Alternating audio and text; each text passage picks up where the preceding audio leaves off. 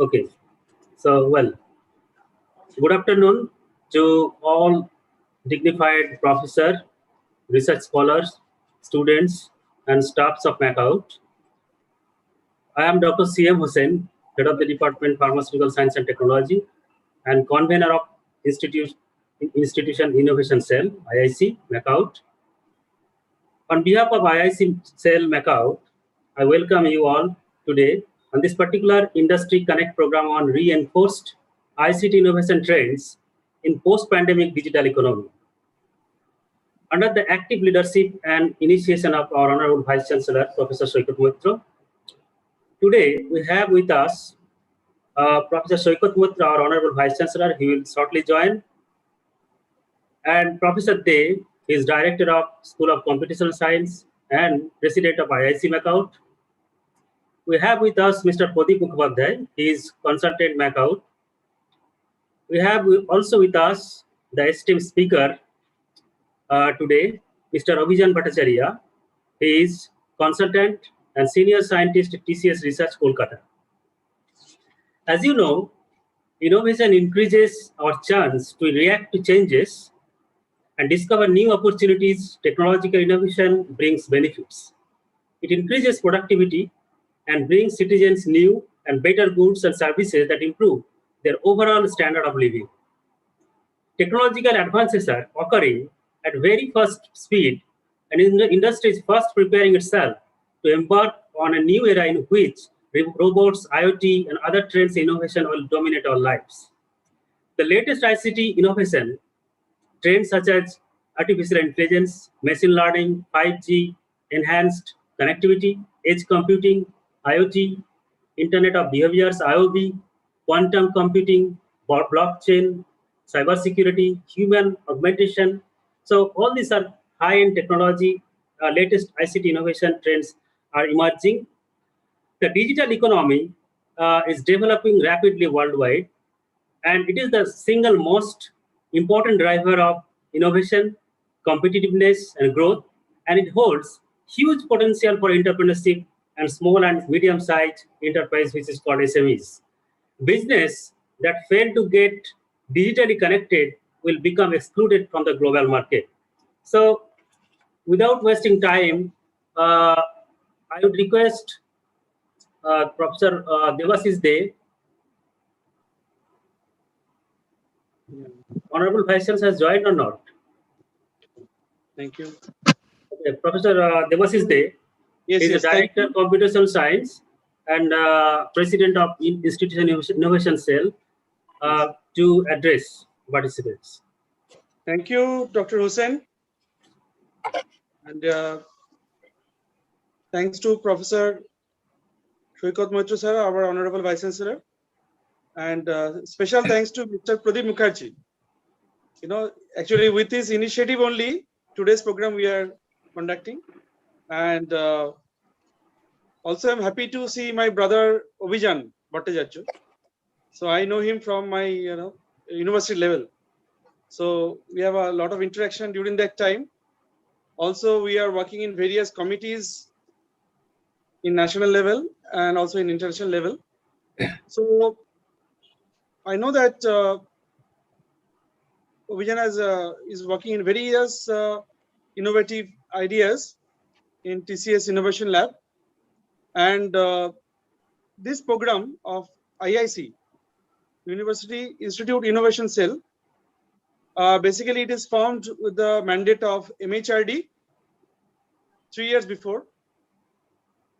And this cell is basically for promoting the innovation, the culture of patent, and culture of new products, innovative products, so that our students can participate in hackathon, toyakathon. You know, toyakathon is a new addition this year. I was also in charge of the toyakathon, where all over India, the participants developed various kinds of games as well as toys. So toy industry is also big industry, and do not think toy is very small, but toy is a multi-crore industry. At the same time, we have our innovation that Professor Hussain has mentioned, that various new technologies are coming up. So this forum is to basically merge the innovative technologies and the young minds of our university, so that they can participate and innovate this kind of various activities, through which they can develop the products and develop the ecosystem of innovation. I hope that today's lecture will be very much exciting, and everyone will be benefited. And I hope this is the starting of this new journey of innovation. And I believe that the students and the faculty members, those who are listening to this program, this will encourage them to grow and go further in better manner, bigger manner. With this, I like to conclude. Thank you, Dr. Hussain. Professor Devashish, I would like to request you to introduce Mr. Abhijan Bhattacharya and request him to deliver his speech, please. I think that Pradip Mukherjee sir is there. Pradip Mukherjee sir, if you please introduce our Abhijan. Pradip sir. Yeah, surely. Can you all hear me? Yes, sir. Yes, sir. It is my proud privilege. Thank you, Dr. Devashish. It is my proud privilege to introduce Abhijan. Abhijan Bhattacharya is presently serving as a senior scientist, TCS Research, Tata Consultancy Services, Kolkata, India. He has done his BSc and BTech from University of Calcutta in the fields of electronics and information technology, respectively. He has done his master's from Jadavpur University, and that is in the field of software engineering. He has been serving TCS and the IT industry for about 18 years. His current areas of interest are network protocols for robotics and IoT, 5G and beyond technologies, quantum internet, etc. In the past, he has provided technical leadership to several critical projects in India and abroad on implementation of contemporary digital wireless communication protocols. He has authored several peer-reviewed international publications and has more than 30 patents granted in various geographies. He has played a lead role in presenting his organization in the Internet Engineering Task Force standardization effort. He led the first ever contribution of TCS to IETF standards in the form of RFC 7967.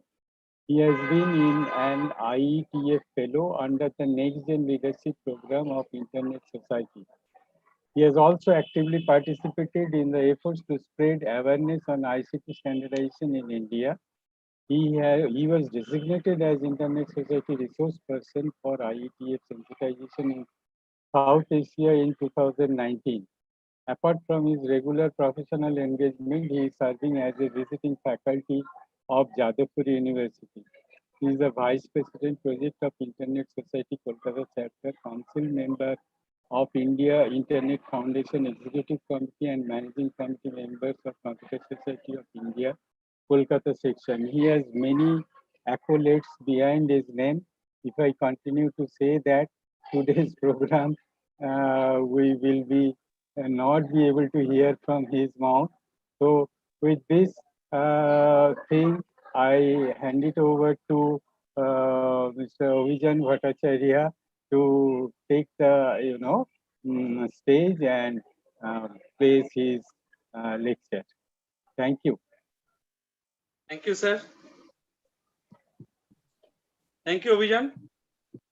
So before you start, I just want to mention that one line that okay, during your talk, can you please just highlight that how to make patents and the products innovation definitions also? Okay. Yeah, maybe we can take that as a discussion. So yes. I haven't included that in my slides, but I can No, definitely. just a discussion. Sure, Discussion, sure. I'll do that. not like discussion. Sure, Encouragement. sure. Definitely. Thank you. So should I start? Yes, please. Okay. Thank you very much, Sri Pradeep Mukhopadhyay, for personally inviting me. Thank you, MAKAUT, Devashishta, Dr. Hussain, and the entire fraternity. Uh, it has been a really great opportunity for me to talk on a topic which is kind of making rounds in minds, and because we are all affected by the pandemic. So let me share my screen and just a moment.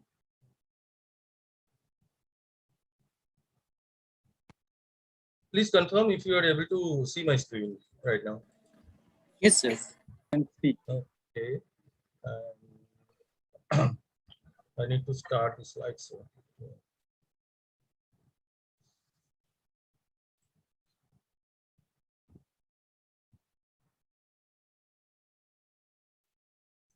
is the slide visible?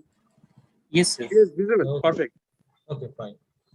Right. So I want to address this problem from a little bit of a philosophical aspect, so that as I understand that there might be people from different backgrounds, and students will be coming from different backgrounds, and people might have to contribute to different and might be facing problems in different spheres of the society. So I start with this picture, which is taken from Chandraketu God, which is very close to my home. And this is a depiction of ancient human societies, how human societies used to live. Now, if we look at our innovation, I mean, it has been primarily the way the human societies are living. It is driven by that. I mean, the requirements have actually come from the way we interact. And this is the famous knowledge pyramid. And if you have studied IoT in any standard book, you'd be viewing this. So what we do is we basically consume data from all our senses. Then from the data we churn out information. When we share information, we gather knowledge. When we share knowledge, we gather wisdom. And the more wisdom we have, the more important it is for the benefit of humanity. And this is the very point where we have a problem right now. Anyway, but before I go to the other things, let us discuss why we are putting this term reinforced. Because whatever technological things that we are talking right now, I mean, we are talking about 5G right now. We are talking about IoT. We are talking about AR, VR. We are talking about robotics. What is this that we did not talk about before the pandemic? So what is the relationship between the pandemic and the so-called reinforcement? So this is something that we need to understand. And without going into much technicalities, I want to describe this thing, and then I'll go to a bigger perspective, right? So along with all these jargons that I have said just now, and we all hear, so these are basically constituent of something called 4IR, that is the fourth industrial revolution. And this is also something that we have heard before we went into the pandemic. I mean, in 2019, everything was buzzing with the 4IR, right? So let me explain a little bit what is a fourth industrial revolution and what are the generation of industrial revolution. So we say that the first industrial revolution is by steam engine, where we had all mechanicals. Second one came when we started to do batch processing. Third one came when we started to use electronics and information technology in factory automation, mass scale production, etc. Now the fourth industrial thing is coming when we see that all the spheres of our cyber physical world, all the digital world, all the data driven world, all this virtual world is basically driving our production, our consumption, our business pattern, and everything, right? So what is the main container of this fourth industrial revolution? You'll all appreciate this is the internet. I'll take a little bit time in giving a brief overview of what this internet is, because if you take one of the biggest innovations that mankind has done in the last century, and that has pervaded all across our life, that is internet. And so it started with the same philosophy that if mankind has to coordinate amongst themselves, there has to be, the machines also has to coordinate amongst themselves. So if mankind wants to talk to each other and share knowledge and gather wisdom, so should do machines. And that is how the defense project of US, it started from university labs, then it extended across the world, and now it has become a complex labyrinth of optical fibers laid all around the entire globe, connecting all the continents. And even Mr. Mukhopadhyay may know that recently there has been a development that Digha or Tajpur is going to have one optical fiber from Singapore. I think the work has already started, or it will start very soon. So we have these. This is the information highway through which all the information are going to and fro. And there are intermediate nodes. Like we have fundamentally we have the endpoints that we have one end trying to communicate to the other end. Then we have got the data centers. We have got the routers.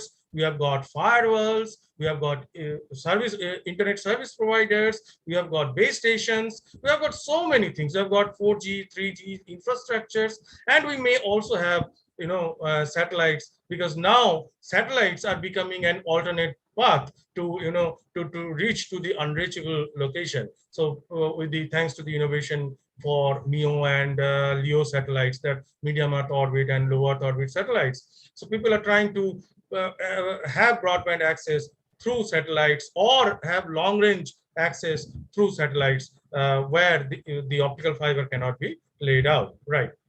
So so that was all about the physical infrastructure, and on top of that, we had the standardized protocols, right? Like everybody of us are doing browsing, and while we are doing browsing, we are typing http:// that essentially tells the computer to follow a protocol called HTTP, Hypertext Transfer Protocol. The same way when I say IP protocol, I'm basically talking about a document which gives me all the directions on how a packet should be formed, how a routing should happen, and how addresses should be formed. The same way. So there is a common global language across the world. And at this point, I want to tell one more thing, which is a little bit, beyond technology, which is that internet. So today we call data is electricity, right? And data flows over internet, right? So like the electrical wires, this internet infrastructure is transferring data, which is the modern age, comparable to the electricity. But one thing, it is unlike the electrical connection. Internet is a global phenomenon. So sitting here, I can always fetch data from a server in US, which is not possible for electricity. So there is this stark difference, and that will impact a lot, and that is impacting a lot of the policies and a lot of the thought processes that we had never thought before. And I'll come to that part later. And internet had been a steady customer developing. So but till 2010, by 2010 we have got smartphones, we have got services like YouTube, we have got streaming media and everything. And now we are expecting more from the same old infrastructure which is being laid since 1969. So a lot of innovation has to go in it, so that this infrastructure can withstand the demand that we are raising. But before I go to that, I would like to, okay, I can skip this one. Yeah. So I'd like to take you through 2 videos. The first one, this one is basically a robotic solution that was conceived back in middle of 2019 or early 2019, and then we had the pandemic, and then we modified the solution, modified the technology to a solution where we want to showcase that how a remote caregiver can visit a patient in isolation. Okay, so that was a robotic real life experiment. So let me try to show you this.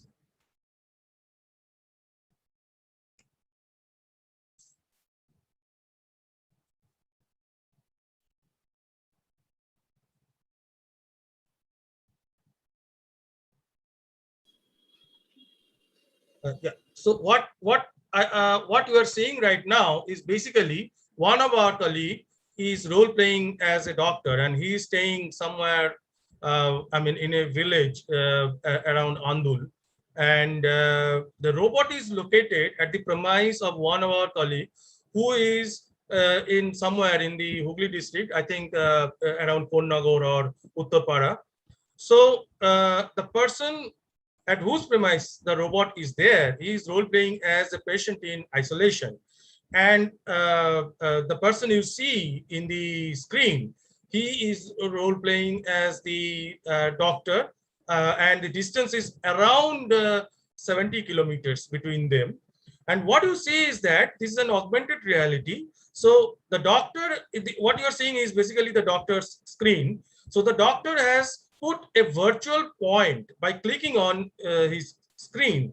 So the robot can automatically traverse to that point, and then you will see that there are certain control buttons, and using those buttons, the doctor can actually remotely maneuver the robot to the exact patient's location.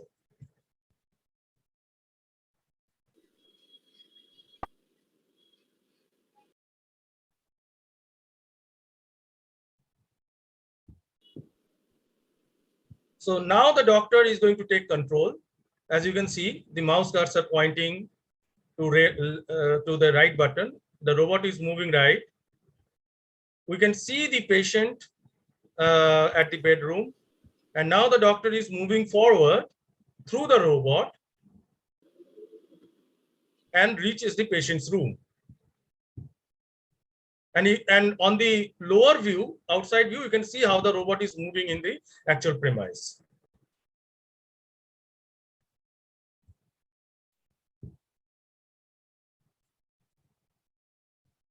And this is all happening over the internet. And now we have got the sound on, so you can hear the voice of the doctor and the patient. Hello, good morning. And the system detects the patient's Yeah, name. good morning. So, how are you today? I'm good, doctor. I'm feeling really well. Thank you for checking on me. Yeah, I have noticed your health report, and there is very good progress. So, hope you will recover very soon. Thank you so much. It feels really good. To Did you have breakfast today?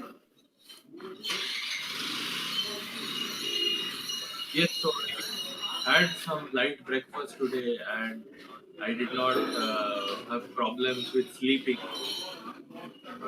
Overall, my health is pretty good today. Thank you. And how are my reports, doctor? What do you see? Yeah. Okay, so let me pause here. I hope I'm able to convey the exact essence of the solution. We have made several other improvements on top of it. We have filed a patent also on it. There are some unique solutions that we have built on top of this platform. Now, after this, I want to show another video. And in this one, before I go to the actual video, this is actually shoot by my phone when I was in Valencia in 2016, June, in the global 5G event that was happening there. And this was immediately after the Europe-wide, Spain and Germany had, not Spain, I think not Germany, in Spain, in across 17 cities, they launched 5G, and this event was happening about a month after that. And what you see here, you see two people, two persons standing on the stage in the auditorium. One of these persons is actually not physically present there. This is an holographic image.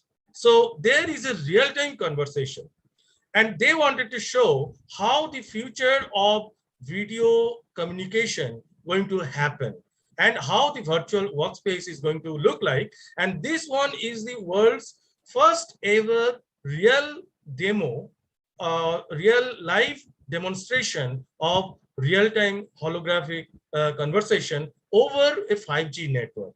So there is one person who is there at the Orange head office in Barcelona, and one person is at the conference on the stage physically, and they are having the conversation.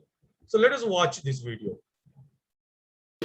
Okay, let me introduce Julio Fugazza. It's our account director from ICT, and together we have been defining this demo in order to show you the potential of 5G. I hope that you can enjoy our demo here. First of all, this is this is the first live video holographic call. This is not a trick. This is we are here. He's not here. He's somewhere. But I feel there. Remotely from here. You can see how but we can talk with Fulvio. So first of all, Fulvio, could you please explain me the technical strengths of 5G behind this demo that we are seeing today here, please? Yeah. So this real-time holographic call is possible due to the 5G standalone infrastructure deployed in Valencia by Orange ICT. So as you mentioned in your presentation, Thomas, we are covering with standalone the three main pillars, so the main enhancement of 5G, starting from the low latency, the high throughput, and the massive IoT. In this particular demo, we are enjoying the low latency, as we say, below 10 milliseconds, to make this realistic discussion happen, and the higher throughput mainly on uplink. Okay, great, amazing. You look smarter than you are, Fulvio. He's So Italian, but believe me, he's smarter. He's smarter than in real life. Well, Fulvio, let's talk about behind the technical strengths. I've been talking almost half an hour about technical things. When you suggested me to perform this demo here using our 5G end-to-end network, it was 3 weeks ago. It was almost unbelievable for me to set up this on time. So could you please share with us which are the key factors that finally produce that we are here doing this first live videographic call, please? Can you elaborate on that? Yeah, this is very easy. I can summarize it with mainly 3 words. People and team commitment. So as you exactly say, we had, from 3 weeks ago, we decided to start to build this demo and to bring it to this Congress. And from the first day, the commitment of the team of several organizations become one team only working. And this compromise, this commitment, and this effort make this demo happening right now. Now, unfortunately, I need some help from the first generation to remind all the name of the main actor. Unfortunately, the 5G doesn't help me. This is like the Oscars. Exactly. He needs a script. Yeah. I need it. So I would like really to thank, starting from Orange people, Juan Mesa, Victor, Mariapi, Nuria, Sergio.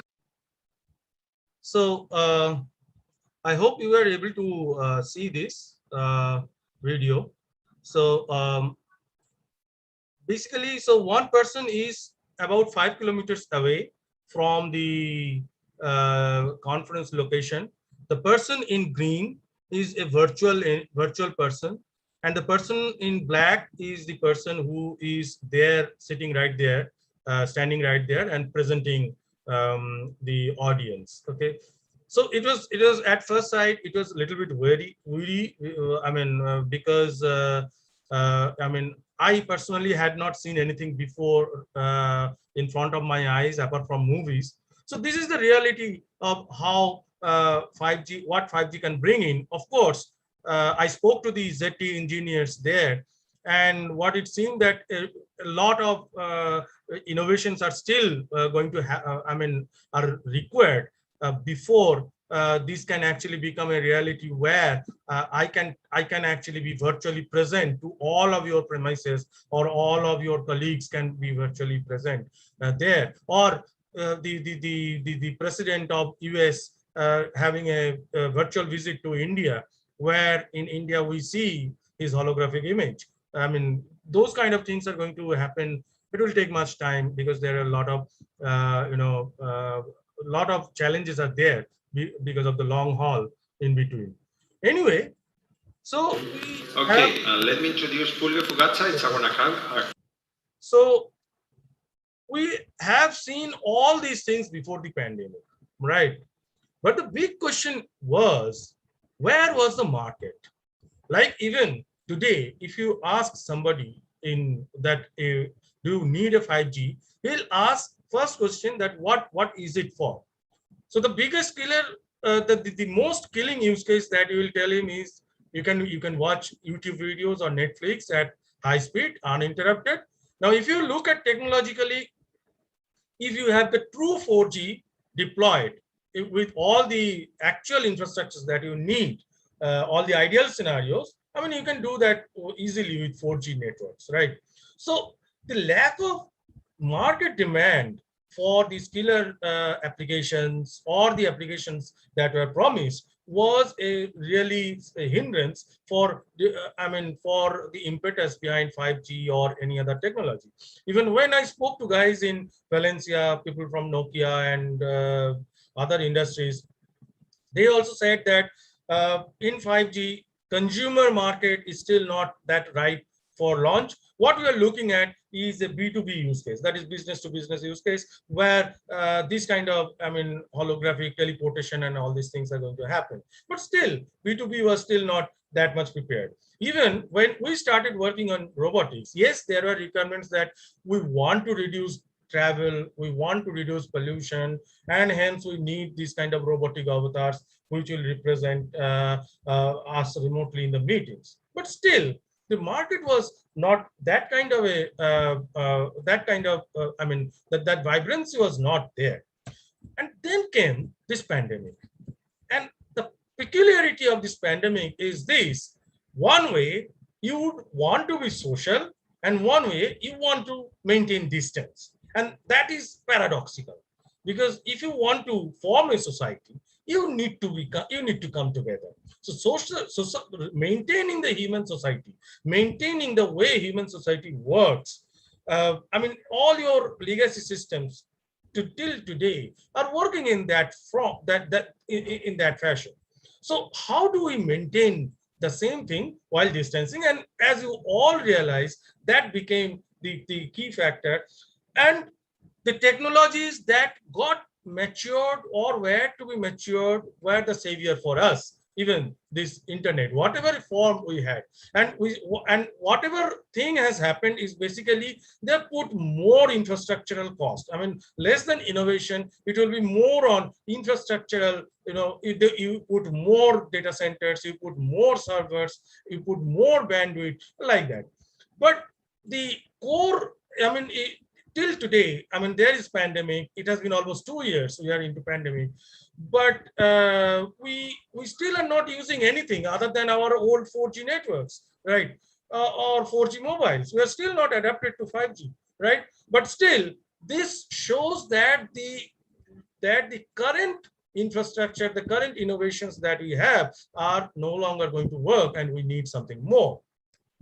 So the thought is, you need to transcend from whatever is there in your surroundings. You need to transcend yourself, and you need to stay here. You need to reach out, just like ancient saints. They used to sit somewhere and they used to reach everywhere. And even in Mahabharata, whole of Mahabharata is told by someone watching it in real time and narrating it, right? So, and even sometimes interacting with the remote end. So now the drive for the 4IR really came. That people are saying that the pandemic will definitely change the way we want to live. So what is the key application that we want to do in pandemic? So the application is that the human effort, it is not to be replaced everywhere. Rather, the human effort needs to be augmented. Augmented in a way that a human sitting remotely can distribute its skill, can distribute its labor, can distribute its expertise to the remote end without traveling there physically. So there will be something. It may be a drone, it may be a robot, it may be any vehicle, and there will be a human behind it. Now, this vehicle in most cases will be semi-automatic, where that means that this vehicle is going to, or this avatar is going to represent the human in a smart way, where in some cases it can take automatic decisions, and in some cases it can be guided by the remote human. Even in case of taking automatic decisions, what the way of thinking or which algorithm to invoke, that might depend on the human understanding. Now, this is not a computer science problem. This is not an electronics problem. This is not a telecommunication problem. This is a problem that involves mechanics, that involves control theorists, that involves designers, that involves GUI makers. So you need innovation in all aspects. I'm just telling you the use case. Now, one more step going ahead. Before 2019, around 2016, we had this concept of tactile internet. Although it was not yet realized, but people said that it is going to come today or tomorrow. What is tactile internet? So tactile is touching the sense, okay? So if through my robotic arm, I am touching a hot coffee cup, I should feel it here. So sitting in India, I can touch a coffee cup somewhere in USA, and I should feel the instant heat, and I should be able to release my hand, okay, without touching it. I'm just giving you an example. Now consider mining. I mean, you rather than sending laborers in mines and putting them at risk, you can send the robots, and from top of the mine, you can actually maneuver. You can feel the stone, you can feel the coal, you can feel the diamond or whatever, iron or whatever. So the sensing technology has to go a long way. Why? Because so you need, the end device has to sense the environment, and at the same time, that information has to be instantaneously traversed. So of course, there is this 5G or 6G, all these technologies have to be there. A lot of innovation in the internet backbone has to be there. But at the same time, how quickly are you able to sense? So your sensing and actuation, how quickly are you able to do? How reliably are you able to do? What kind of materials are required for that? Like, as I said, if you want to sense hot or cold, I mean, is it going to be, so my skin sensors are highly sensitive. I touch a cup and I feel the temperature, whether it is hot or cold, and I can react instantaneously. But now there is some material, it will take some time to get heated, or it will take some time to get cooled to that particular temperature that it has sensed. Is it that easy a job? Perhaps not. There can be other things, other innovations, which involves how our brain works. So rather than sending the actual, heat information and replicating that, you can actually send certain brain waves that reach the brain of the master user on the other end, and the brain is enacted that such a way that your hand, that very particular point feels like there is some heat. So there can be multi dimensions of innovations around this, and everything has to be done with the stability of the control engineering and with the stability of and with the desired quality of experience that the user wants. So through the robotic hand, you want to touch the other side of the world, and that is the key challenge that we have to solve. So the applications like Telepresence that I demoed, I mean, our in-house application that I showed you, So telepresence have many applications. I mean, it can be used for elderly care. It can be used for remote teaching. I mean, you can have one robot, and maybe I'm thinking a little bit advanced. Suppose the panchayat office has got one robot. It will cost around 4 lakhs or something, and this robot is taken to individual schools where, depending on some calendar, teachers from, say, Calcutta or Kolkata or some other universities and colleges and renowned schools can deliver their talk to the students, rural students, and the students can interact in real time. Even the school inspection can happen. So that way, quality education can be democratized. The same thing can happen if this is used for providing rural medicine. And the other thing that you see on the right hand side, that is remote surgery. So already there has been applications where in China, in USA, many places people have successfully done remote surgery, but still they have used a dedicated network. What if, without wasting money for a dedicated network, if you are given a normal network, normal internet connection, and maybe in a rural village in Jungle Mahal, there is one doctor from, say, SSKM is able to operate a patient, or at least is able to guide the doctors who are there at the operating theater in Jungle Mahal. What you need excellent precision in terms of the control, the stability of the control loop. You need extremely highly reliable throughput, and you need extremely high quality imagery or live video of what you are seeing. And at the same time, your views also must be, your voice, your directions, everything must be visible to the attendants at the local level. So these are the dreams that has to happen reality. People, when these things came up as business requirements, as potential of technology, people said, yes, these are required. These are required to, to democratize technology, to federate many of our services. But this can wait. It will happen. Let there be requirement. But the pandemic has actually shown that things cannot wait anymore, and a lot of innovation has to be done. And truly speaking, including United Nations, including governments of even modern countries, they are at a loss in terms of how to deal with this situation if it continues to do so with the present state of technology.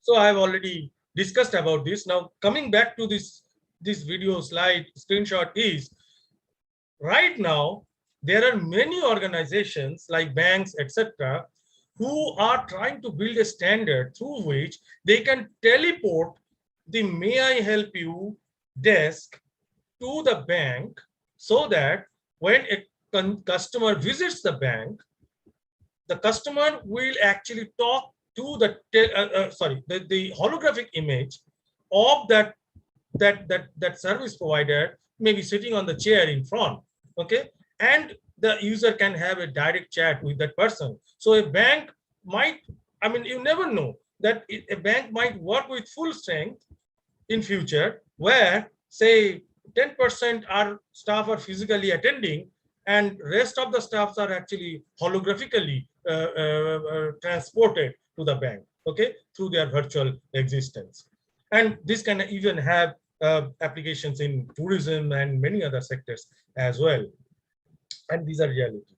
So talking about the technological innovations that we require, of course, 5G is there. But 5G is not just another fat pipe of data, right? 5G is the first ever time when computing and communication, they have held their hands together through a common standards. For example, you talk about MEC, mobile edge computing.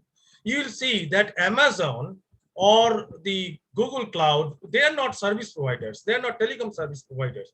But now Microsoft, Amazon, Google, Alibaba, they are now partnering with telecom service providers, and the telecom service providers are also partnering with them, because telecom service providers, when they want to upgrade to 5G, they must have the mobile edge computing to ensure low latency, to ensure intelligence into the network.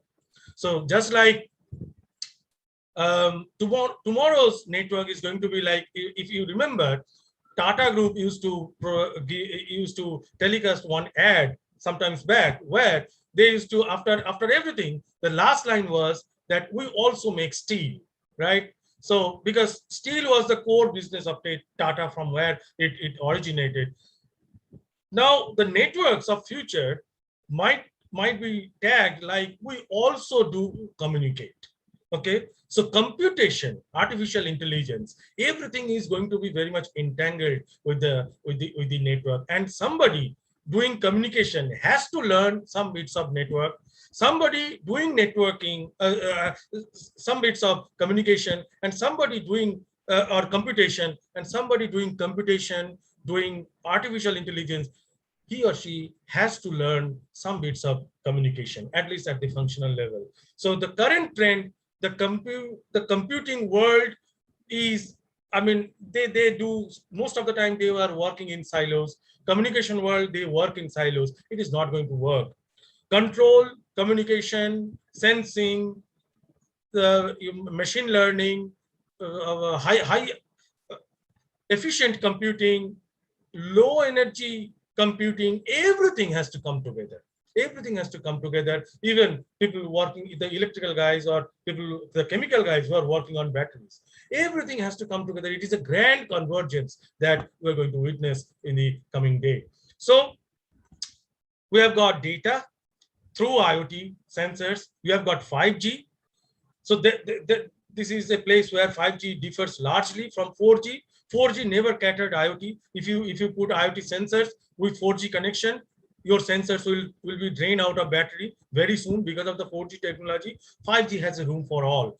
It consumes data, and all these data are getting processed, getting stored, and churned information. So it is the same, the grand vision of a machine-driven civilization, where the parallel to the human knowledge pyramid, a knowledge pyramid for the machines are going to drive the civilization, is going to be a reality, and the time is now, and all the innovations has to be directed in that way. So these are the key drivers. I've already spoken about that. And another thing in manufacturing, which is 3D printing. We must invest 3D printing at this point. We must innovate in 3D printing at this point. As you can see, the mass scale of robot production, the mass scale of the intelligent device production, and with the scarcity of physical labor that you are going to have, because everything is going to be sparse, 3D printing is a must for future. There are many applications, many demo applications are happening even in India, in West Bengal. There are many demonstrations are there, but in terms of scalability, in terms of cost effectiveness, in terms of speed, how quickly you can deliver, and what all different types. It is not just toys you build through printing, 3D printing. It is not just you print bricks.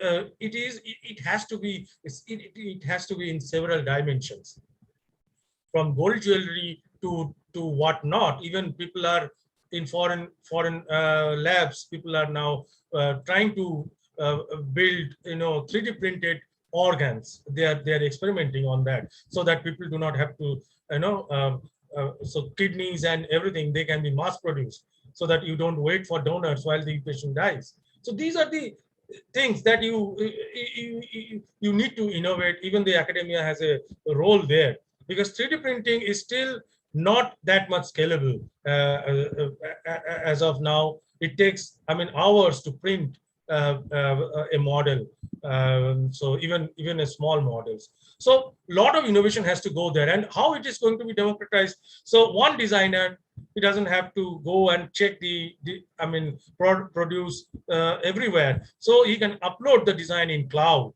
and from that cloud, it automatically gets printed at the site. Okay, so this is the future that we have to usher in. and of course, quantum technologies.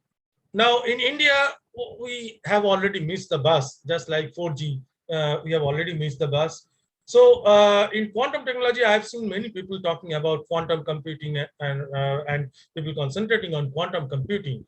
But quantum computing is kind of now a research problem. Where you need to innovate is quantum internet. And China has already started using at a demonstration level. They've already started using quantum internet, and Europe is really, really leading. I was there in one of the IETF presentations where people are talking about the latest challenges they have discovered, and what I've seen.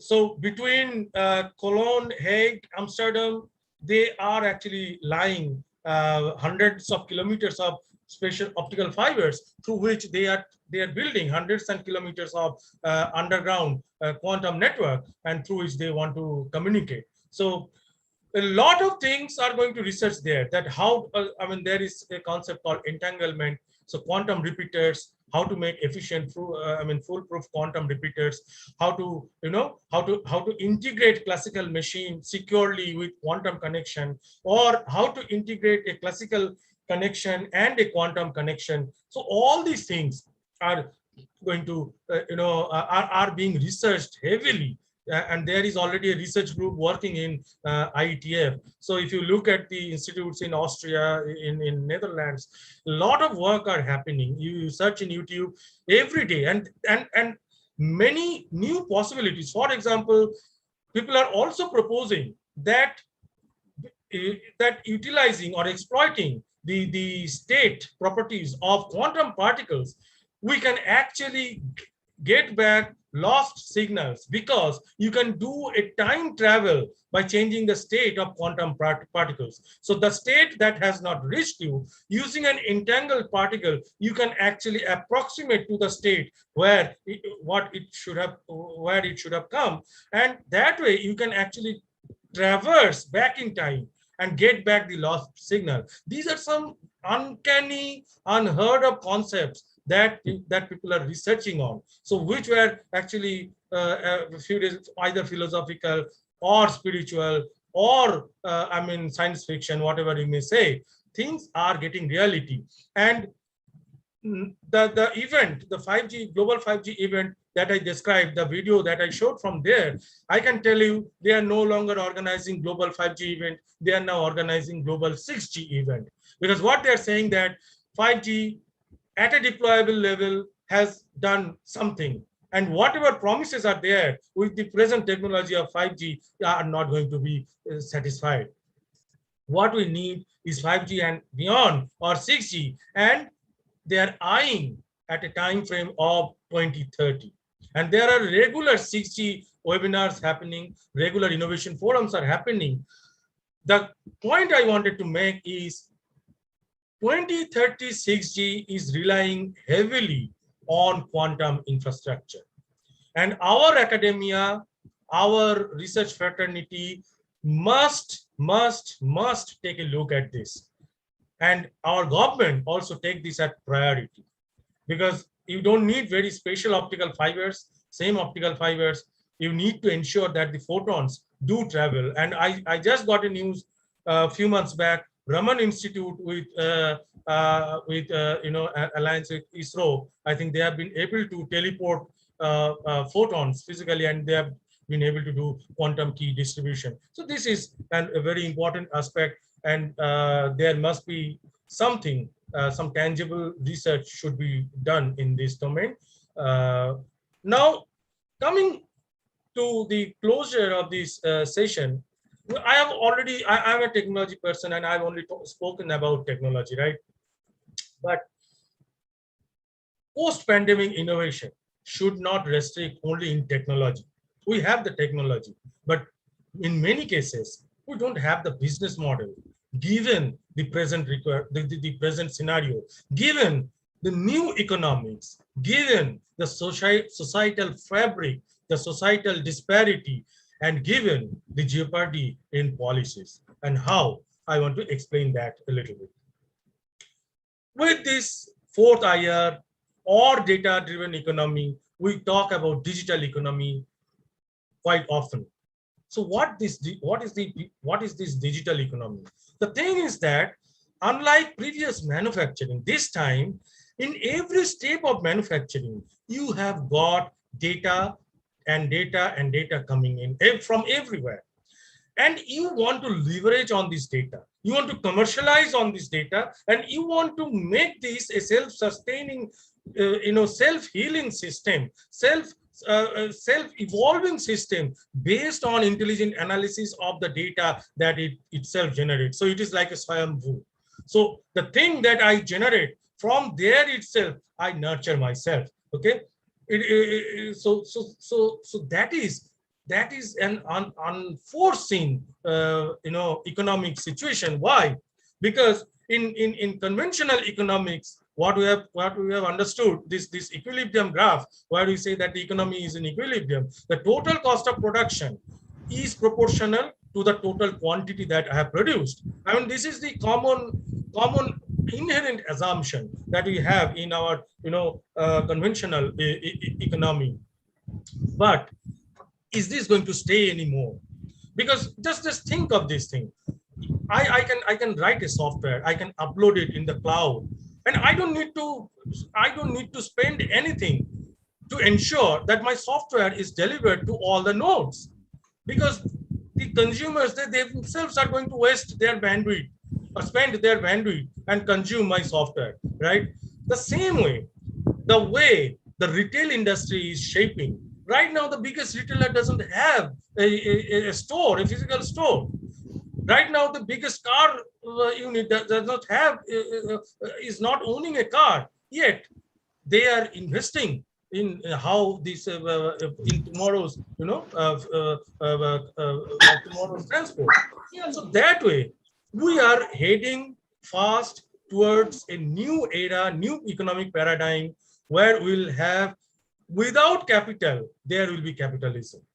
Because in conventional capitalism, you have this idea that there is a direct proportional relation with what you produce and how much you invest. But now it is going to be, and that is why you see that there is all this fuss about the competition law and all these things. So a lot of things has to happen there. Otherwise, we'll have the technology, but the society will not.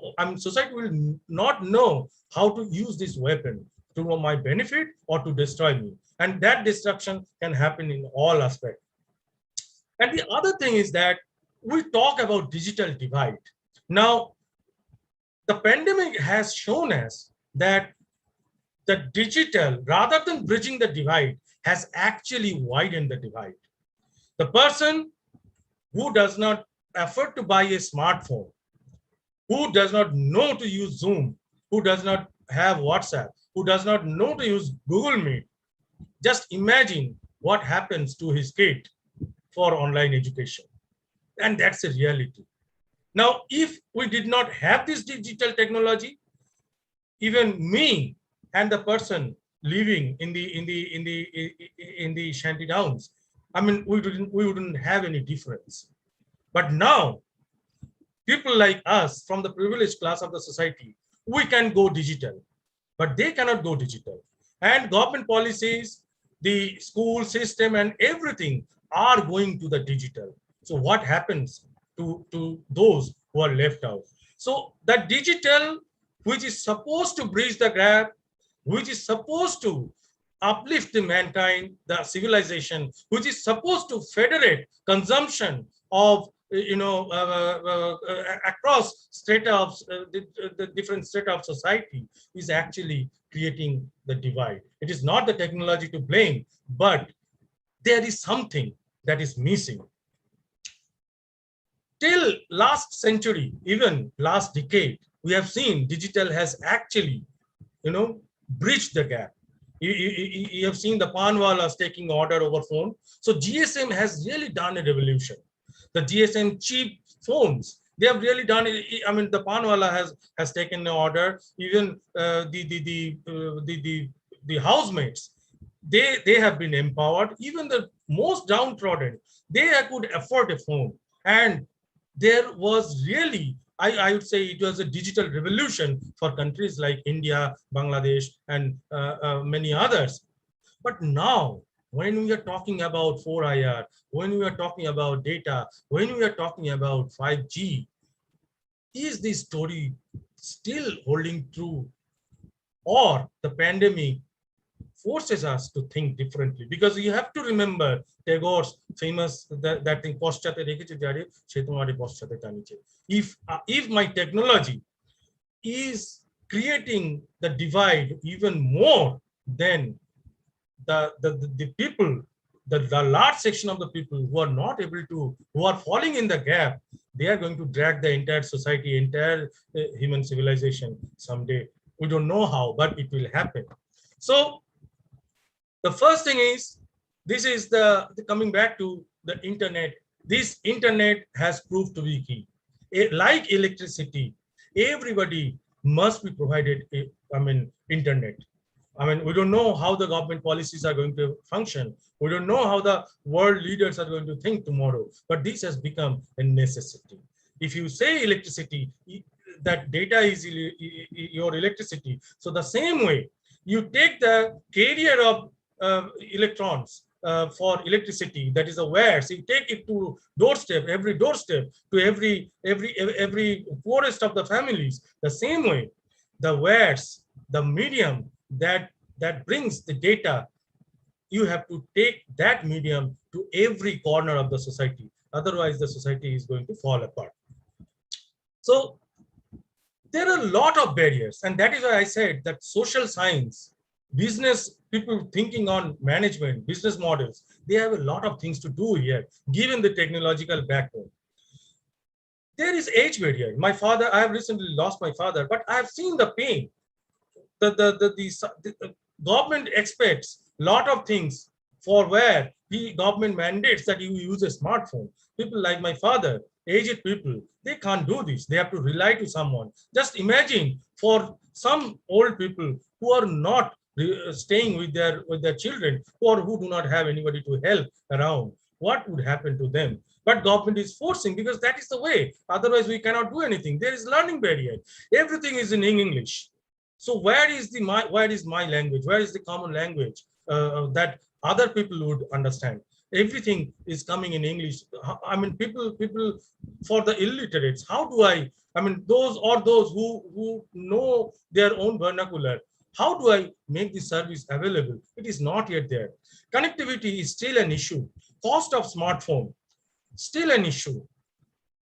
Then, of course, if you put so many smartphones around, if you take knowledge of the worldwide phenomena, you'll see that with this, batteries and smartphones, how laborers in Africa and in many countries, poor countries, are suffering because of the mining, and and many countries are actually dumping their wastage, e-waste, to some other poor countries, and they're paying them for that, and they're cleaning their land at the cost of other country, or another country's environment. How do we tackle these things? And of course, what about all our privacy and security? So many things will be sensed all around. So how do we do the gradation? So social distancing, while it has driven the business cases for the technology, now it is also showing us the stark disparity that we have.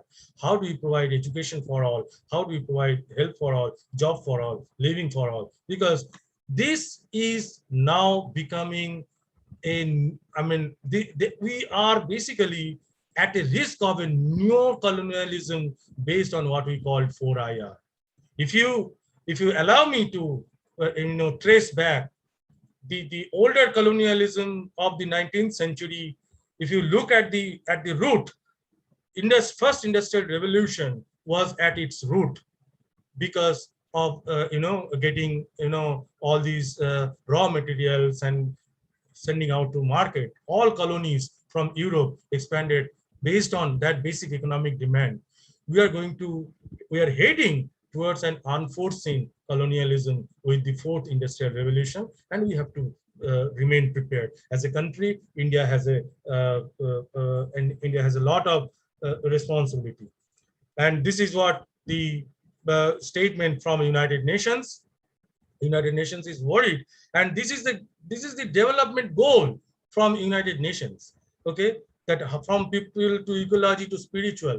This is the goal of United Nations. This is a stated goal of sustainable development by United Nations, and they want to achieve it by between 2025 to 2030.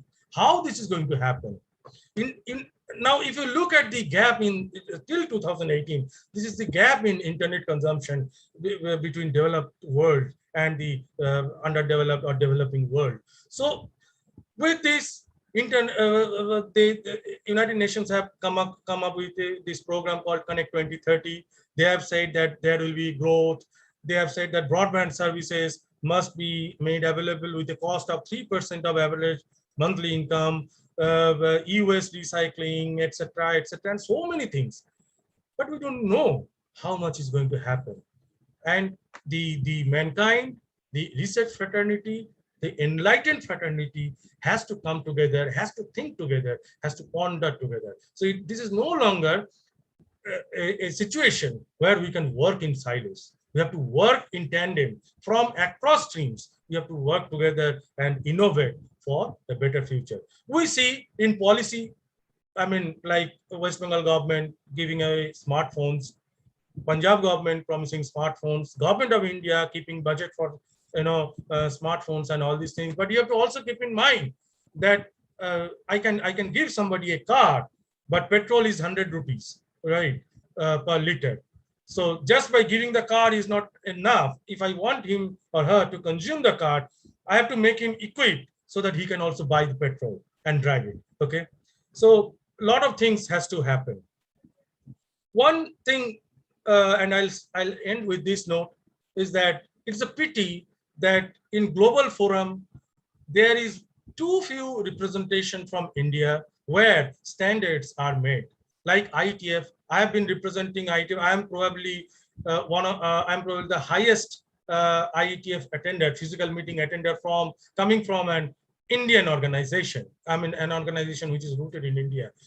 But I see too little participation from core Indian organizations to IETF. IISc have recently started, and they have also contributed. They have made one RFC, but that is also from their projects team, not the core scientific team. And so there are two standards: IETF for technology, ICANN for policy. If you look at China, if you look at Europe, lot of academic organizations, research organizations, they are taking their students are taking part in here. They are learning as well as they're contributing. And if tomorrow, I mean, you might be using a technology which has actually originated from a PhD lab of China, Korea, Japan, or somewhere in Finland or in Netherlands. The academia and industry are doing it hand in hand, and they have IP sharing and all these things. So that mindset has to change, because the conventional mindset, which I say has a little bit of colonial legacy in it, that has to change, and we have to be more of a problem solver rather than consumer, because we are still, I mean, if you take it from the era of first industrial revolution and now you take it at this point, we are still just being honored as a big market. Okay, so even in 3GPP, what is happening is that many Indian proposals are being opposed, but since India has a market, so India might flex its muscles. But in many cases, if the vendors, they say that no, we are not going to support this technology, you have to buy whatever I give, India does not have anything to do. So self-reliance on technology and proposing technology which would cater our need. For example, the 5G technology that has been launched, I can tell you that the way the infrastructure has to be laid out, there will be umpteen challenges in physical laying out of the core 5G macro cells, pico cells, micro cells, and all those infrastructure. There will be several physical challenges that will encounter when you go to villages and provide the service, when you go to shanty towns and provide the service, when you go to unplanned urban areas and provide 5G services. So you can see who are the biggest contributors of present day in technology standards. You will see while United States started early, they are the originator, then Europe, then China, and China was nowhere back in 2005. Now, and at this point, they are now leading. They have captured ITU. They have captured many working groups in IETF and ICANN, and they are actually trying to force many things. Even they have now come up and they are trying to standardize a new IP protocol, which is suspected that probably the entire infrastructure, Beijing might take control of the entire infrastructure if new IP is launched, or Beijing might be able to keep the control to some other country which is in favor with Beijing. So we need to awaken ourselves. We need to be at par with what is happening in technology, because otherwise what we'll see that whatever we are studying, whatever we are imparting, they might fall, they might be out of relevance when our students will actually encounter the market. They will be actually challenged. Even we as a consumer might be challenged. To end, this is my this is our contribution, the first ever indigenous RFC ITF standard on IoT. What you are seeing is MAKAUT. So we did this work back in 2013, and in 2016 it got standardized in IETF. So this is basically, this was created to minimize the low network load in Internet of Things in certain use cases. I mean, we actually experimented, and this standard, you can see this being implemented in the internet, the connected lights that Philips and other companies have provided. There they have mentioned in their own standard, they have mentioned this standard, which they have used in certain kind of multicast scenario and certain debugging scenario. So the intention to throw this slide is to just to motivate, so that many people can actually start from our region to contribute to IETF and in ICANN, in policies and etc. If you are interested, you can connect me. I can be a router to the relevant people who can give you more insights. So with that, I want to finish my talk, and thanks for being wonderful listener. Okay, so if there are any questions, I'm happy to take. Thank you, Mr. Vijan. Thank you. Can you hear me? Yes, sir. Yeah, I can hear. Thank you for your excellent presentation, which is informative, and definitely it will activate or ignite our ideas for innovations. And our Honorable Vice Chancellor, Professor Soikat Mitra, has joined, and I would like to request our Honorable Vice Chancellor to deliver a speech. Sir.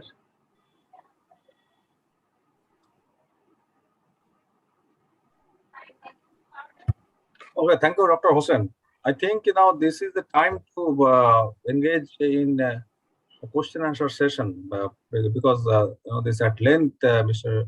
Abhijan Bhattacharya discussed the scopes, challenges, and opportunities in ICT enabled technologies in this country compared to other countries.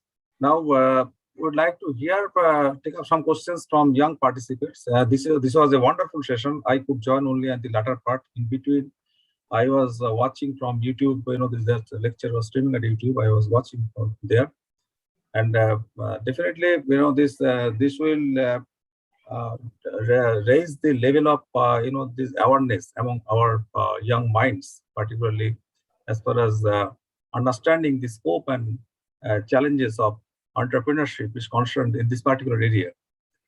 Now, I would like to express my sincerest thanks to Mr. Abhijan Bhattacharya for this deliberation, and my congratulations to Mr. Pradeep Mukhopadhyay, Dr. Shyam Hossain for organizing this.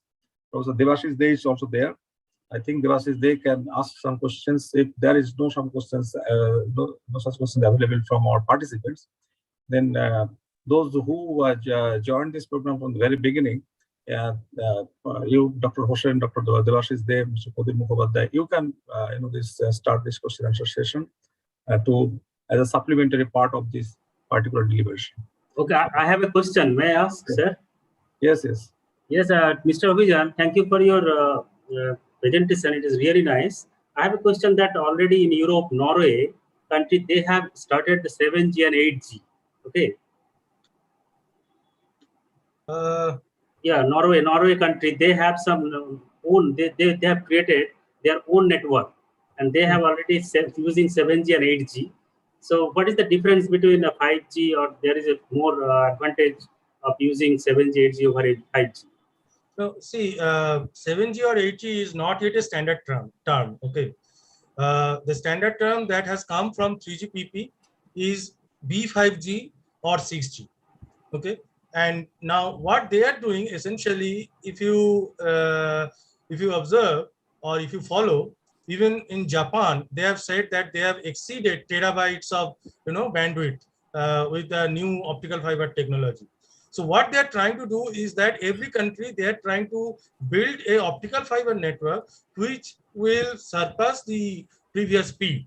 Because as I said, all these holography and everything, with all these things, what you need basically is you have to remember one thing, that is you can have your 5G or 4G, but you will see that even if you are connected over 4G, your internet speed is still slow at certain time.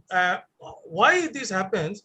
Because your network is as fast as the slowest leg. That is the common, the convention that you have, or common understanding. So your network, if your network backhaul is slow, then even if you have got 5G or 4G, that is still the last leg. That is still a few yards from your node, right? So what they're trying to innovate is basically trying to build this core network more and more high bandwidth, so that more and more data can be pumped. And this might be a new, an effort for the future quantum, transportation also. Because there, what you would need, you need a bunch of, photons, entangled photons to be transmitted together, entangled pairs to be transmitted together. So we should not at present talk about 7G or 8G at this moment. If somebody is doing that, they are doing it for their own marketing purpose, but that is not the current standard convention. Because 5G is just being rolled out. 6G is something that people are eyeing between 2025 to 30. And what if somebody is saying 7G or 8G, that is their own regional, marketing strategy.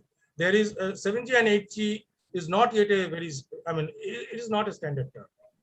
Okay, thank you. And another question I have, I wonder that 5G and enhanced connectivity, whether it will affect the human health or organism. What is your idea?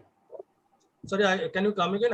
Like 5G, using 5G and enhanced connectivity, as it emits electromagnetic radiation, whether it will affect the human health or organism of the environment.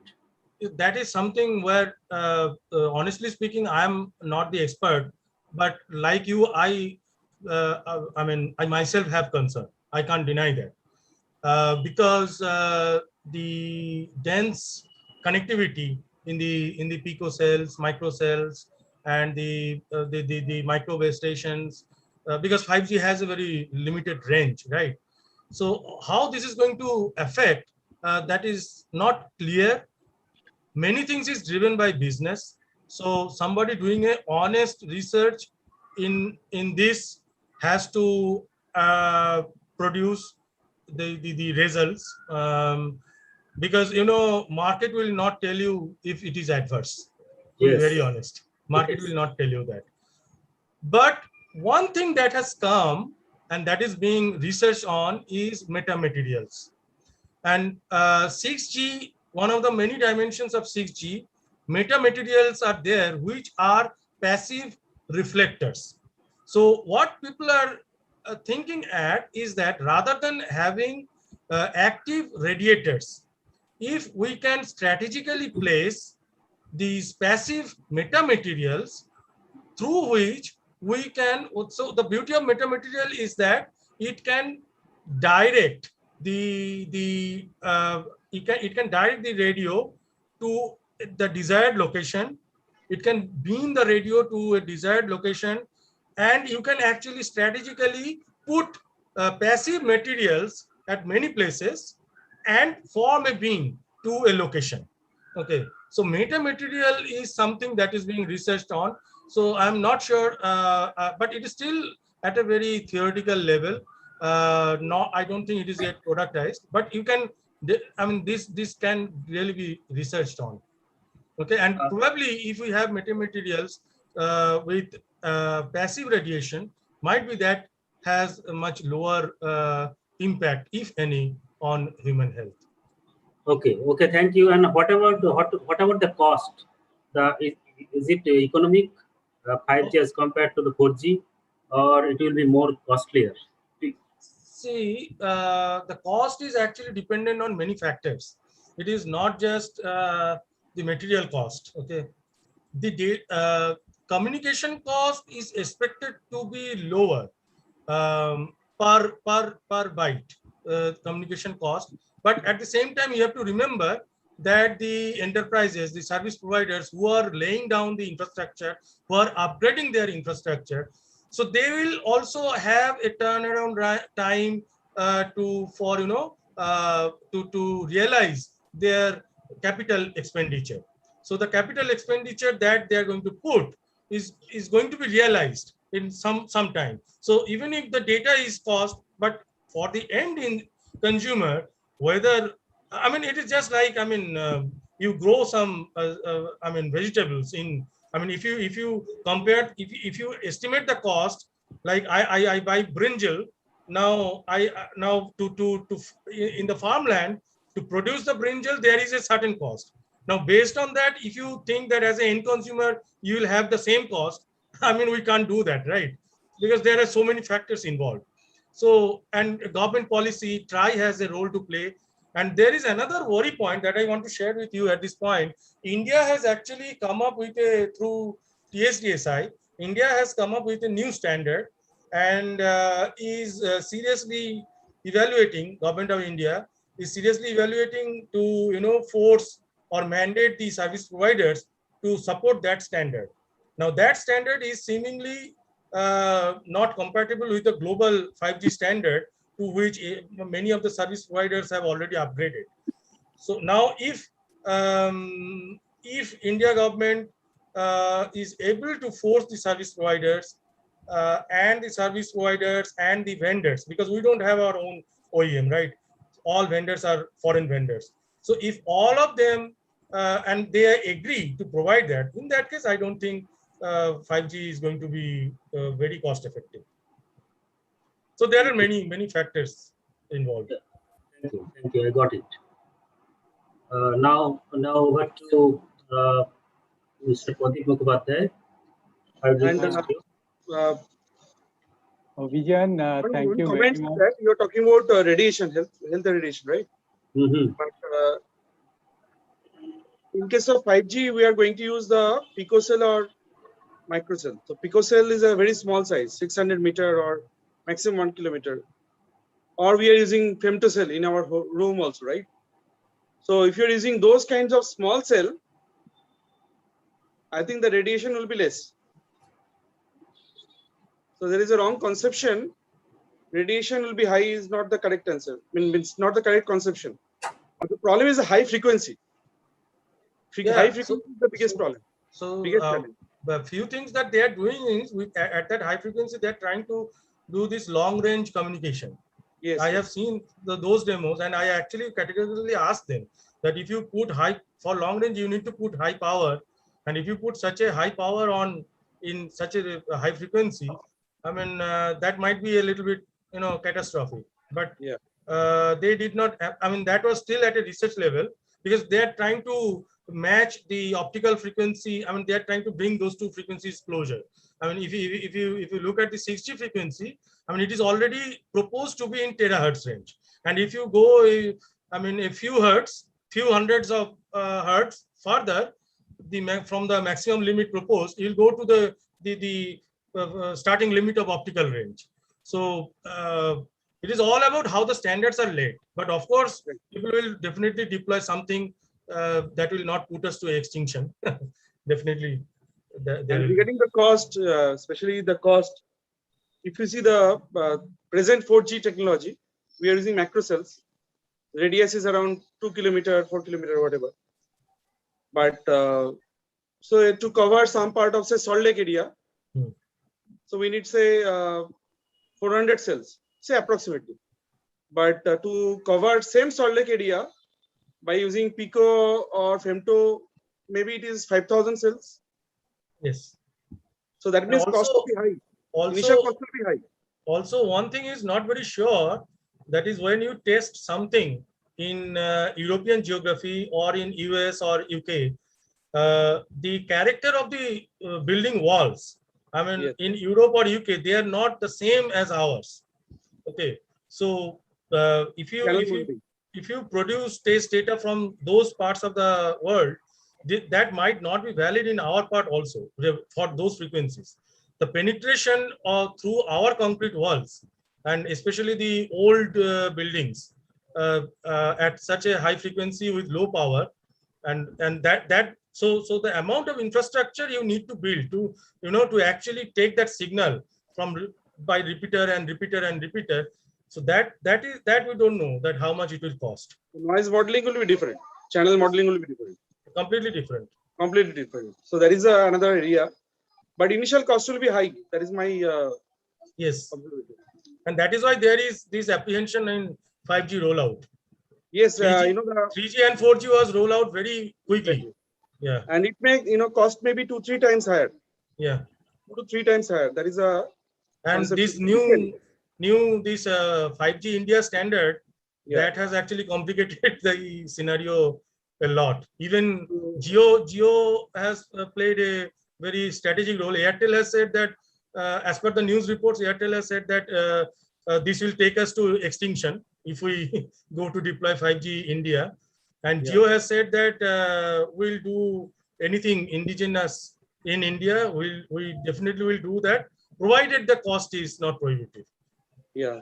So that we are basically habituated now with low cost internet, low cost call. But if the cost is high, then maybe a lot of people will leave that service. Yeah, so yeah. that is another biggest challenge. Till date, I see that GSM is the only all-pervading successful technology. Yeah. In practical sense. So can you comment on this RFC? You have mentioned RFC. I think many participants do not know.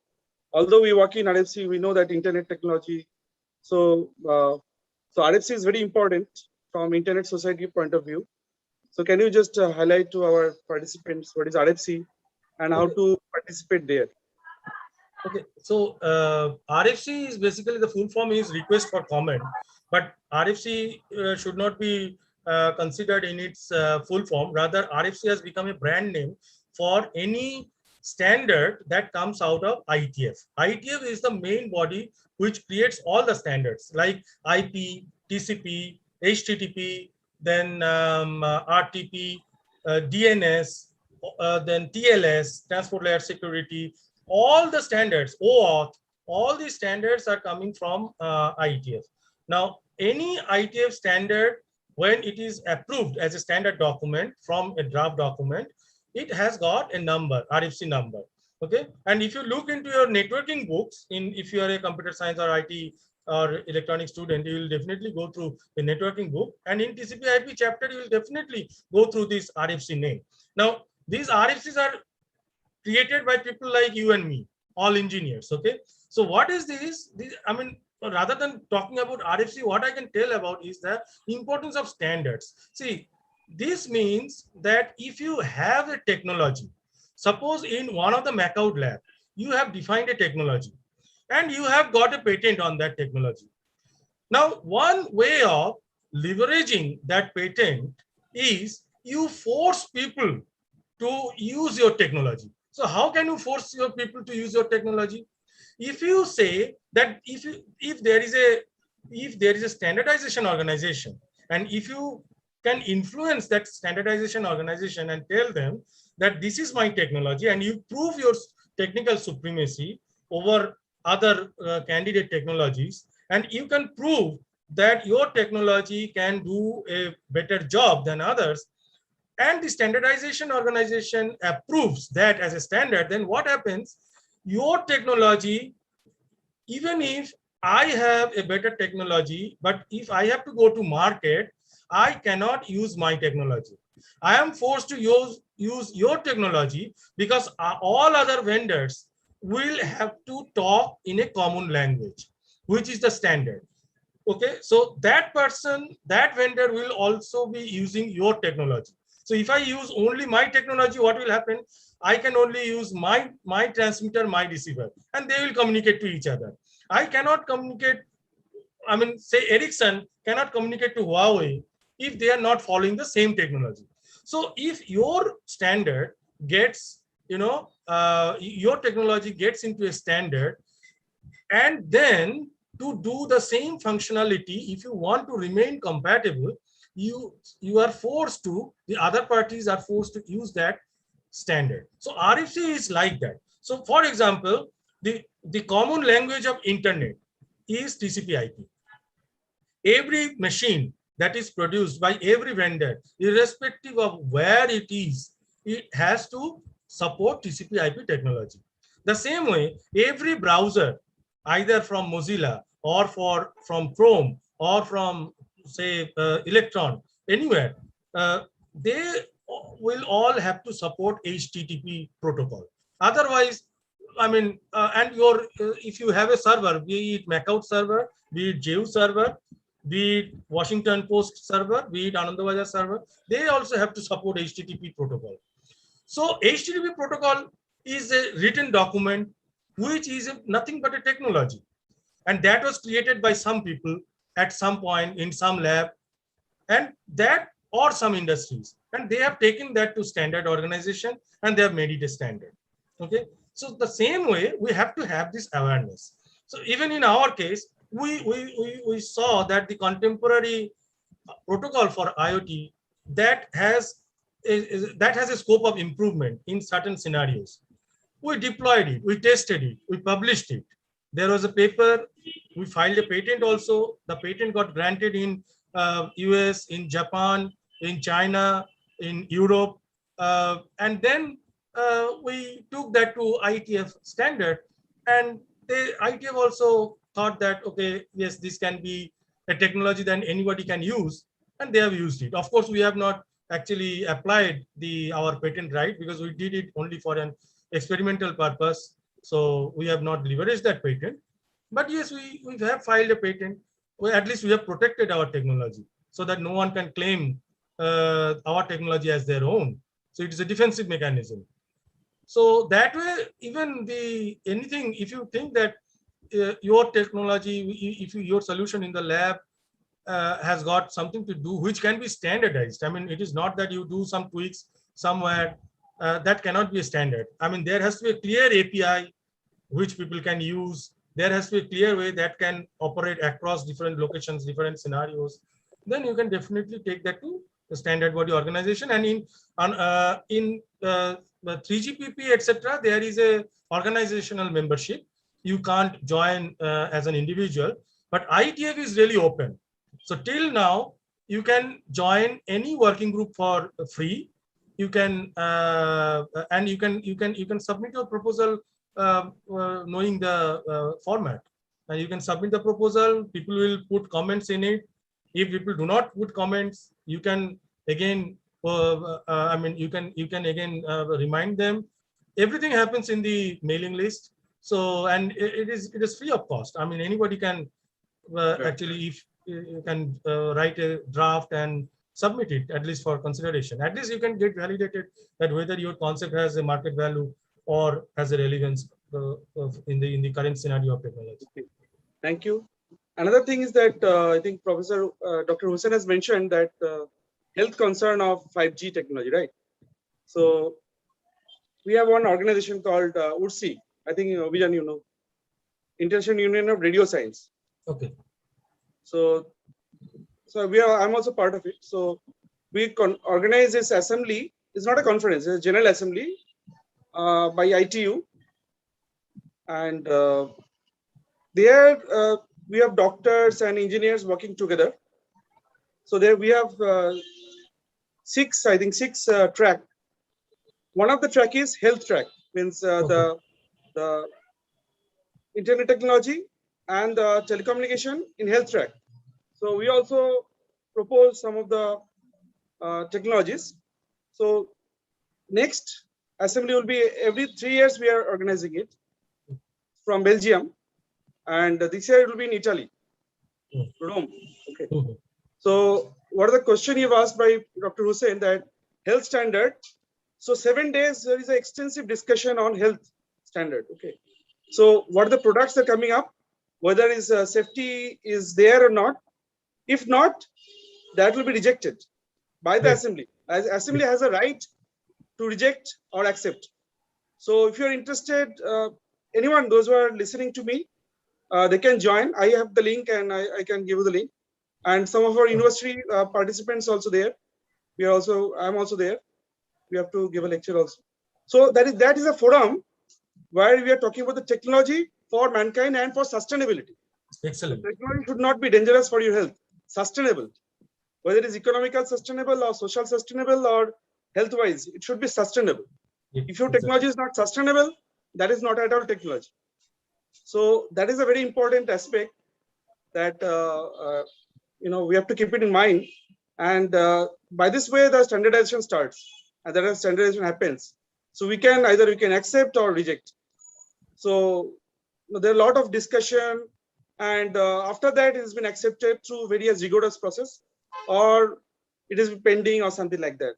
So everyone is concerned about health. Yeah. Is it a certifying authority? Yes. Okay. And it is 100-year-old. I'll be interested. Yes, Vijan, I will share it to everyone, all the participants and everyone. So I'm associated with it more than 25 years. Great. Since Science College. Okay. So yes, every 3 years we are organizing it. So it is very interesting. You know that you'll be, there is a forum, and lecture is not given by single person.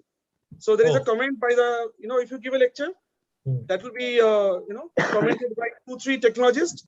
Also, group of doctors, specialist doctor, not specialist doctor, those who are working on radio technology, means radio wave or microwave or this kind of 5G, 6G or quantum computing. These are the areas actually we are working, and so I think this is a good forum to discuss, and there is a lot of chance to innovation. So this cell is innovation cell. I believe those who are listening, or maybe it will be in recording format also.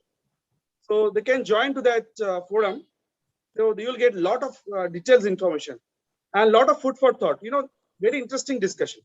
Very interesting discussion. Okay.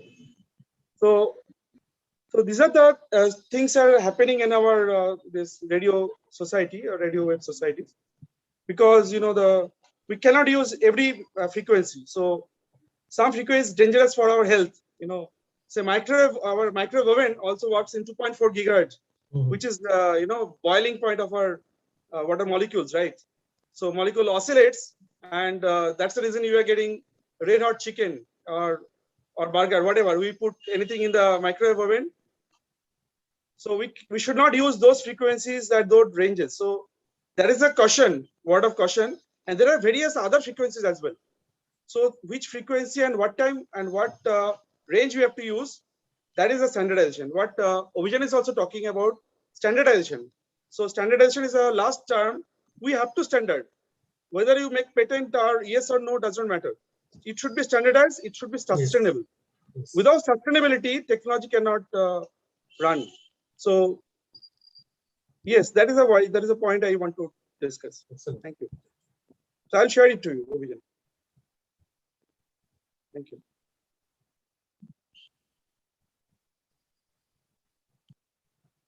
Pradeep sir, you want to comment something? Thank you very much. A lot of deliberations you all have done, which are very beneficial to all the people who have been listening to this. I have a small thing to ask Abhijan, that, as we know that by 2022, we will have around 25 billion IoT devices, which will be generating exabytes of data. And I'm sure that 5G Sir, would your be sound able, is little low, sir. and I'm sure that 5G would be able to process this data fast, and would be able to generate informations which will be very useful for us. And let's look forward for the implementations of 5G.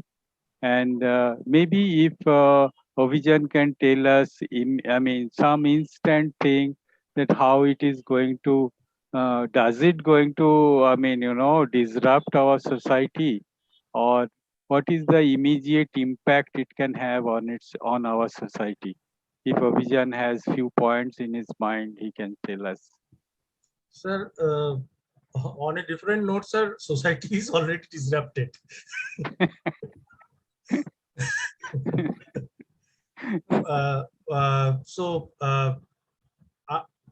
I'm a little bit skeptical about whether by 2022 how much of 5G we'll see in our surroundings. I'm a little bit skeptical because, as you said, that the lot of data and processing the data, you basically need that kind of data centers also. So India is a little bit lagging in terms of, because of, and the data sovereignty is a big issue now, because your data is being stored in foreign geography. I know that in Silicon Valley hub in West Bengal and in many other parts, data centers are being developed, but we have to really see. What I'm really scared about is that having all these data out, um, what all things might go wrong rather than what all good things might happen. So that is something we really, every now and then, even in foreign countries, so-called advanced countries, we are saying data breach. So how the securities are going to be deployed, and there may be standards, but if the standards are not rightly deployed, so the certification authorities, how they are going to act in India. So those are few things that we need to keep a watch on. So disruptions are definitely going to happen, because in any case, the way government functioning is happening, the way our day-to-day life is moving, we are going to be dependent on data. You call it 5G or you call it something else. So data is going to be everywhere. But the thing is that, there is one thing called man proposes, God disposes. But there is, I made it my own version, which is technology proposes, man disposes. So after these technologies are deployed, depending on how different states, different business units, and different operational units, how they are handling these technology, it will depend a lot. So disruption is definitely there, sir, but I can't exactly comment on the quantity or the qualitative aspect of that. But personally, since this technology is my bread and butter, when I think of it as a layman, knowing the technology, I am a little bit scared. That I can tell you. Scared because it is unforeseen to me. One thing that that 5G everyone is talking about. If you see Flipkart today, also in Amazon, they are selling the 5G mobile phone. but 5G SIM is not available. So a lot of people are asking, what is your comment? When? See, 5G, how will 5G be available, SIM be available? We have not yet rolled out the 5G spectrum. Okay, the last spectrum rollout was 3G spectrum. Yes, yes. And you know what the political turmoil after that and all these things. Now we are waiting for another rollout. Now the operators, they are not ready to buy 5G spectrum. I think Reliance has has purchased some spectrum, but again, see, you can get broadband. That is the massive broadband that people say. But just getting the broadband is not 5G. Because I know that even with a 4G setup in one of our academic institutes, renowned academic institutes in India, they have an automated car and that is by one of the European giants. They have installed that test equipment.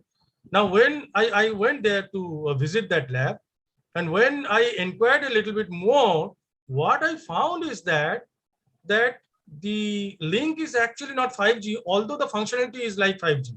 So what they have put a line of sight communication with a very high bandwidth, but the internal stack is all 4G. So we have to really see that 5G is not just about changing the band. Okay, so 5G is all about the softwareized infrastructure, the SDN, NFV. Then you have to see how the latency is going to function. Moreover, 5G is about slicing. That when I am doing this video chat, I should be able to tell my operator that for such and such time, all through the chat server and me, you maintain this quality of service.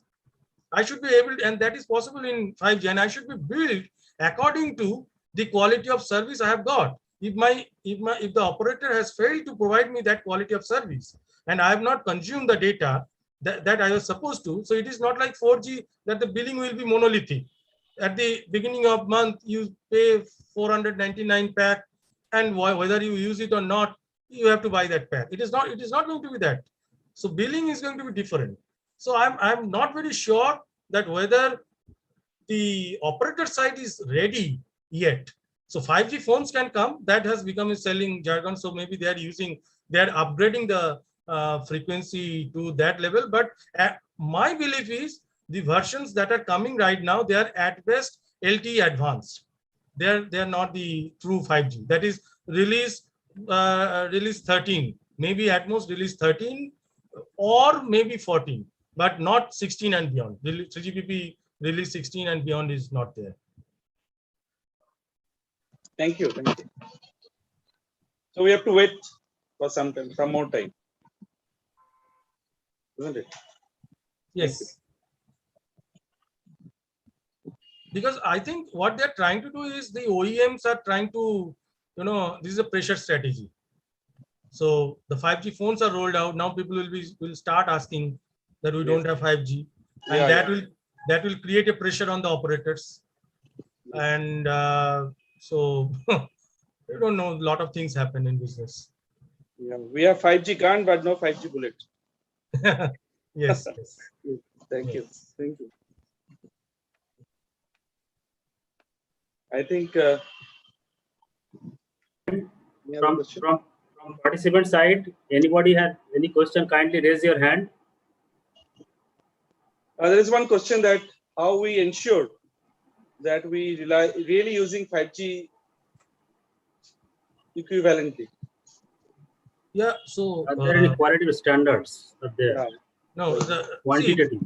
For users are actually not bothered by QoS.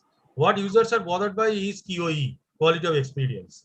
So if Zoom has come up with a very intelligent application such that even if you miss a few frames of the video, Zoom intelligently weaves between the frames so that the user does not understand. So that is the quality of experience of the user is not hampered, although the quality of service had degraded. Okay, so in 5G, if you tell the user that you'll see Netflix video, uninterrupted, that is still not a killer use case.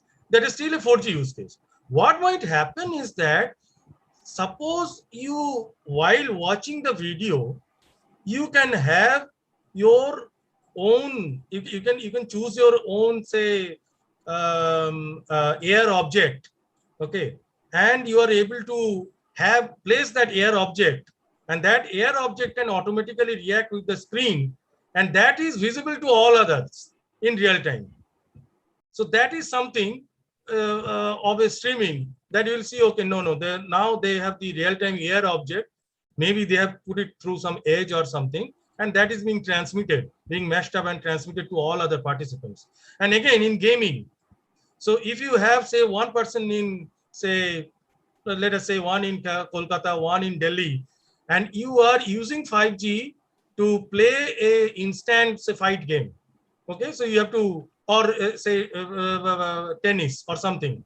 Okay, so if you are able to attain that kind of latency, then you know that it is going near 5G, because there you will need sub-millisecond latency, or sorry, sub-second latency. Okay, so at least you will need at the order of, say, 10 millisecond, if not 1 millisecond. 1 millisecond is the target, but at least you will need the order of 10 to 12 millisecond of latency. Beyond that, you will miss the ball. Obhijan, I have a question. Hello? Yes, yes. Whether this 5G connectivity will reach rural area, rural people will get access of it or not? Actually, that is a key concern why the 5G India specific standard has been coined. Because as Dr. Dey mentioned, the high frequency and low reachability is a killer. Okay, and that is why I said that technology built in Europe and Japan are not something that would suit us. If you look into and why there is so much fuss about not supporting 5G India, is because 5G India proposes the lower bands for longer reachability. Okay, and I can tell you that in Brazil, what they're actually proposing, they have proposed one work item which is called 5G LR, which is 5G long range, where they say that for non-real, because in Brazil, if you look at the population, population at the central part is very sparse around the Amazon delta and the Amazon forest. I mean, there is not much population. All the populations are dense in around the in the sea coastal areas. The same way, China. I mean, when Brazil proposed this, I was there in this 5G forum meeting. When Brazil proposed this, China readily said that they are going to support this 5G LR. And why China supports this? Because China also, the population is distributed between the two parts of the country. In the middle, they have this Gobi Desert, right? So so reaching to consumers who are in the sparse area is not cost effective with so many repeaters and all these things. So that is why this 5G long range work item has come up. Now, contrary to what India has proposed, their proposal is that they will use a MEO, medium Earth orbit satellite, and LEO satellites. They will use those satellites, and they will use it for less real-time services for 5G LR. Whereas India wants that rather than satellites, the lower bands that will be used in 5G. So the spectrum of 5G will range, I mean, there from gigahertz to lower. I mean, near the old days, the terrestrial television. So that kind of a range, VHF. Okay. So that kind of range they are proposing, but I'm not sure how much will be deployed. But one thing I can tell, long time back, there I think government of India had some talks with some companies, I think with Microsoft or some other company, where government of India actually planned to utilize the unused spectrum of the terrestrial television, because now everything is cable television, right? So the terrestrial television, our old Yagi-Uda antenna, whatever we used to receive, that band is currently unused. Whether that band can be used to provide broadband to rural areas, because television, Doordarshan had a very wide reach across the country, right? So I don't know whether that thought back from 2010, 2011, whether that thought has provoked the new 5G India proposition. I'm yet to go through the full standard, full proposition. But with the current 5G and the kind of infrastructure required, I am skeptic a little bit. Even in urban or in rural area, problem are going to be there, and problem are going to come from many fronts. Because, you know, in many parts of the country, land acquisition is a big problem these days. So if you have to put so many repeating stations, and with people, even in USA, I was hearing a lecture from one of ex-Sexco guys from Montreal, and he was saying that even in USA, there is a short acronym which expands to not on my roof. Not on my roof. So I want 4G and all these things, all services I need. But if you put the base station on my roof, I have a problem. Okay, so not on, yeah, NOMR or something. So not on my roof. So that is a big problem. And when 5G is designed such a way that you need immense repetitive infrastructure. It is basically not, it is in every room. Yes. It should be every house. No, it should be every house, even in public places also. Yes. Like you gave the example of Salt Lake. Maybe in every sector, every island, you will need a public base station. Okay. Yes. So, in rural area, in panchayats, I mean, maybe you need such base stations everywhere on a few yards of paddy field. You need to set up such an installation.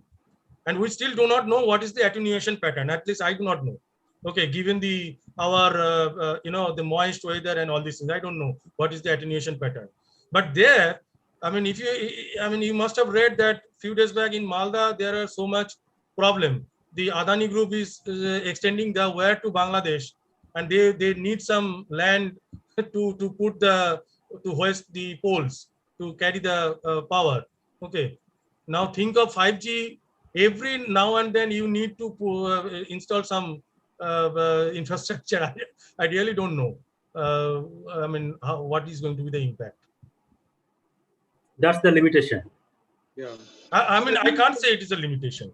So, I mean, looking at my surroundings from my soil, I get this smell, but I don't know whether this is actual or not. You know, so that means 5G will be different country specific. Means standardization will be country specific. No.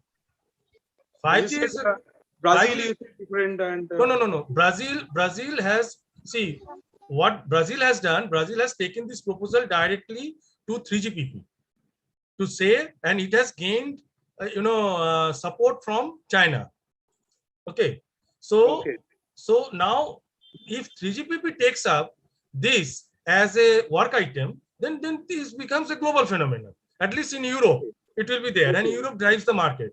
In case of 5G India, what is happening? India is doing that in silo. Now, I'm not saying that this is a wrong strategy. China did this for 4G, but since most of the OEMs already had their manufacturing hubs in China, so it was very easy for China to influence the OEMs because all the base station manufacturers, the mobile phone manufacturers, all were based in China.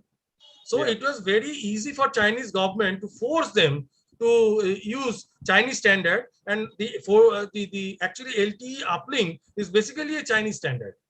Okay, and they made it a global standard. But for India, what has happened? ITU has approved that, but it is not approved by 3GPP. So India has taken the ITU route. Okay, so all the frequencies and all these things have been approved, but in 3GPP it is not yet approved, and the OEMs who actually drive the 3GPP, like Ericsson and many others, they have not, they are not in agreement, because they have already developed. They have to realize their cost. Now, if they have to again redevelop, because what they are saying, that this is not backward compatible, this is not compatible with the global standard. So these are the comments I have collected from different newses and literatures. I have not personally done the comparison or studied the standard. Thank you very much for the excellent deliberation, and we are really benefited by your talk. So may I ask Pradeep sir to make some few last comments? Pradeep sir. Thank you very much, Vijan. What would I say that, I think those who have been present today have been immensely benefited.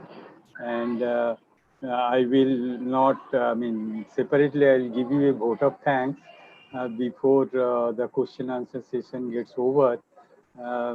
I think if any students or any other faculties or researchers wants to put any questions, so I would invite that may be a last question, because it's already going to be 5 o'clock in the afternoon of a Sunday. So if that question comes, then I will formally give you a vote of thanks. Dr. Hussain, you can ask if anybody is having any question. I think all questions has been answered. Most of the question has been answered. Kindly give the concluding remarks, please. Yeah. It's almost crossed 5. Yeah. 2 hours. Good afternoon once again, and I express sincere thanks to our Honorable Vice Chancellor, Sir, Professor Dr. Soikot Moito, for his constant encouragement and engagement to organize such events to inculcate innovation among the students, faculty, and researchers community of the university. We are extremely grateful to our beloved guest, Sri Ovijan Bhattacharya, Senior Scientist, TCS Research of TCS Kolkata, for accepting our invitation to deliver his talk on a Sunday afternoon. We hope our university students, faculty, and researchers will continue to receive all kind of support from him as well as from TCS Kolkata for various initiatives of the university. Thank you, Dr. Devashish Dey and Dr. C.M. Hussain, for your contributions to make the event successful.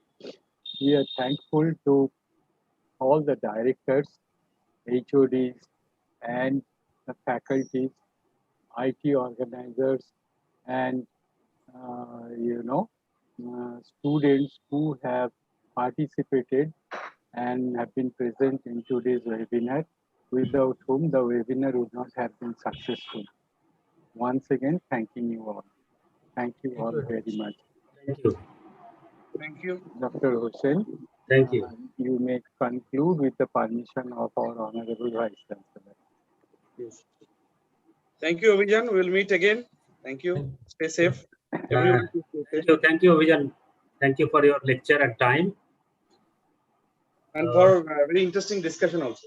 Yeah. Very interesting. Yes. Bye. Thank you all.